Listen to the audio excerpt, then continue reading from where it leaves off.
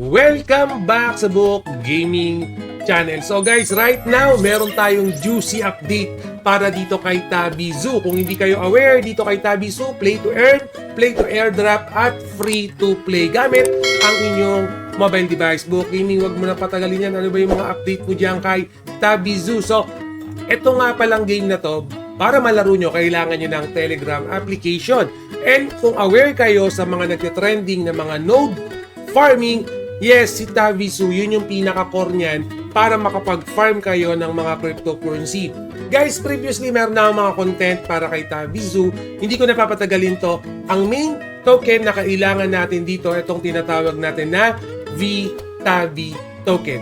Yan yung kikitain natin or magkakaroon ng value pag nag-TGE na. So, ibig sabihin, ito yung main cryptocurrency na dapat nating i-farm. Guys, itong VTabi token na yan, para ma-farm nyo, unang-una sa lahat, kailangan nyo ng tinatawag natin na mga mini nodes. No? So, Book Gaming, ano ba yung mga mini node na yan? Ito, pag kinlik mo yan, just for example, ako meron akong silver mini node, 14 pieces, meron akong bronze mini node, 2 pieces. Yes, sila yung magfa-farm idle para magkaroon tayo ng VTabi token. At syempre, dito yan sa Tabi Arena natin kukunin. Okay? So, ito yung update natin, no?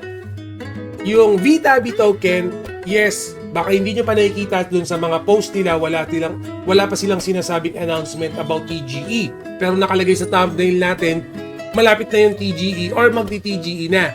Siyempre guys, dito sa Book Gaming, lagi tayong updated. And may mga nakakausap tayo, insider secret to guys ha.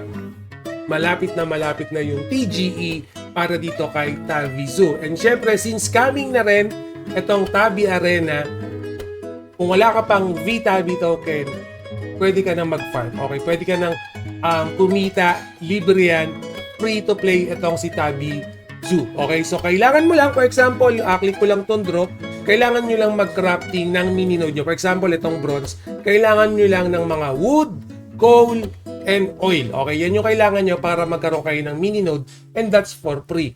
And then yung mga requirement na yan, basically, makukuha nyo naman yan dito sa draw. Click mo lang yan, draw. Yes, yan. May wood na tayo. Yan yung kailangan nyo. Pero alam ko, per level, may limit yung try para makapag-draw kayo. In my end, level ano ba ako? Level 11, alam ko, meron akong 5 draw per day. And then, syempre, pag nagdo-draw kayo, kailangan nyo ng zoo token na makukuha nyo naman sa spin. Okay, spin nyo lang yan. Times 3 natin.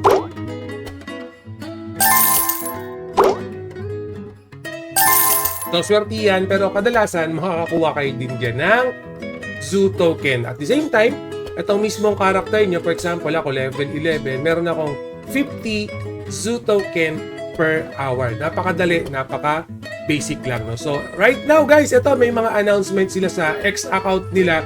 And syempre, nakita naman natin itong Tabi, pretty much updated naman sila palagi sa kanilang X account nila. Naka-follow naman tayo dyan. Okay, may mga offline events silang ginagawa. May nagiging mga transactions sila offline. Alright.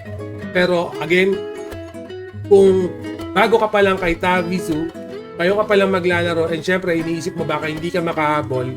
Again guys, free to play yan. Meron pa tayong third round sa Tabi Arena.